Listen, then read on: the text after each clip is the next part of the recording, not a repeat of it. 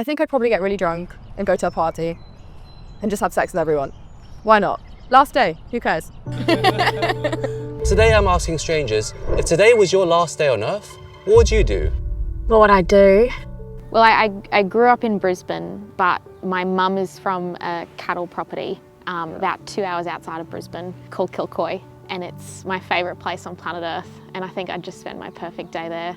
I think I would like to see my mom, so I'm gonna find the train. Like probably by the time I'm on the train and on the plane, I would start to panic and think what to do actually with my life. It's really hard to answer. I think I'd probably get really drunk and go to a party and just have sex with everyone. Why not? Last day, who cares? I don't know, that's really hard. I'd probably just go home and see my mum. My mum's in Oxford. There's a forest that we like going to. I'd probably do that. I would spend it with people I love and places that hold the most memories that I'd been to, just to enjoy it all before I go. I mean, 24 hours is not enough hours to do everything, but probably just spend time with my family, particularly my dad. I think me and my dad have a really good relationship. He's sort of like my best friend. So yeah, probably just like to spend a day with my family. Yeah, do nothing, just chill. Yeah. What is the biggest misconception people have about you? Oh, and something that people have told me a lot. I'm a very good talker, and I think people look at me and assume that I've got confidence, and I don't. It's probably the thing that I struggle with. People think I'm quite shy, but like once they get to know me and like my personality, they often see that I'm like more social. It depends about people, but when I come across someone, they think like I'm either a weirdo or like light. How do you say that? I'm really like la la la la la la la, because I tend to come off as a la la la la la guy, but deep inside, I'm not dark inside. That people took me a bit like a character like Willy Wonka, but that wasn't really true for me.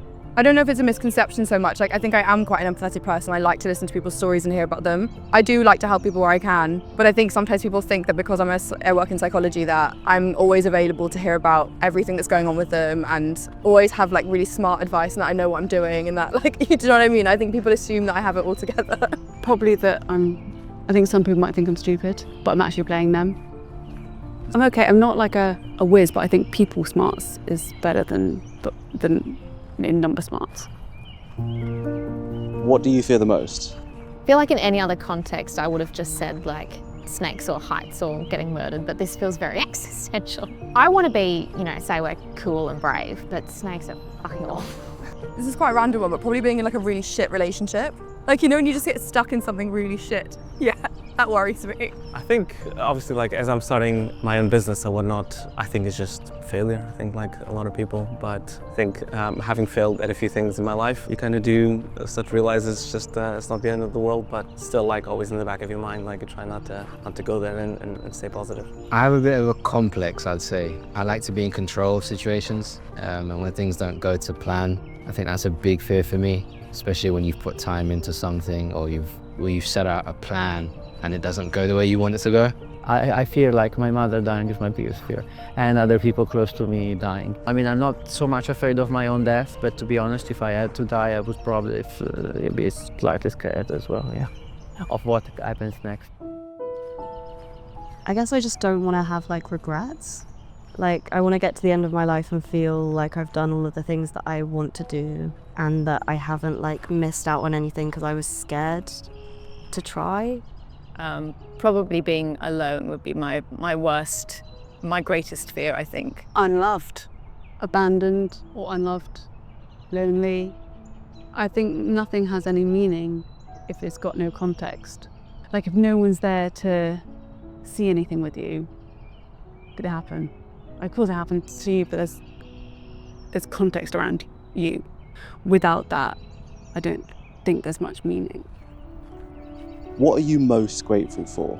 These questions are really thought-provoking because it's Well, I think this is like obviously a very corny one, but I've got my health, I've got my friends. A lot of things, my family, this little one. I mean, just a good job. I've got a great job. My mum and my sister and my friends. Probably my friends, I think, because they're great people and like some of them I've known for absolutely years. Like we can say anything to each other, you can talk to them about anything. They're a really like lovely, open group of people. I'm most grateful for my parents. They've really raised me well. I really enjoy understanding what their lives were and what they're trying to create for me. I think having moments like this in nature, like with the dogs, the animals, the sun, simple things. It's cliche, but it's true. Just the opportunity to wake up every day, I feel. Having a chance to do better than you did yesterday. You know, grateful for my health, got my family. It's the small things that we tend to overlook that people elsewhere in the world probably don't have, not even half of what we have. So I just, yeah, grateful for the small things or the big things, and to me, yeah. Is there anything missing from your life right now? Missing. I'm quite grateful for everything I have. I don't need much, and everything I want I have, I think. Maybe just more time, but you can't buy time, can you? So Could do a girlfriend. No, no, you know, I've got one for you. I would like to have a home that is my own. Yeah, I would like that. Yeah.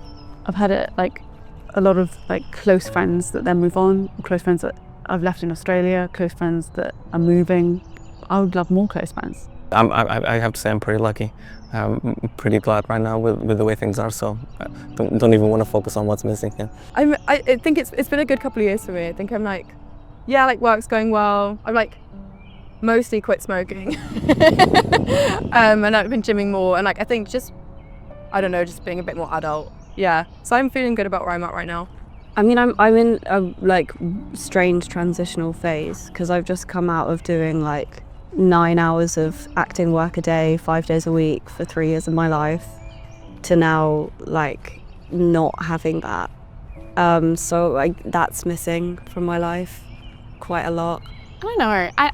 I don't think I want to say anything, because then that will lead me to think that if I don't have everything all at once, I will just always be unhappy.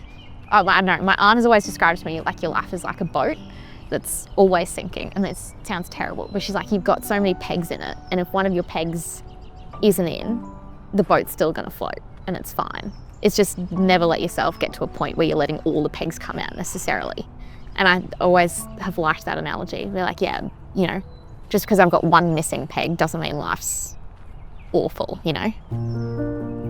What would you want to be remembered for? Fucking hell.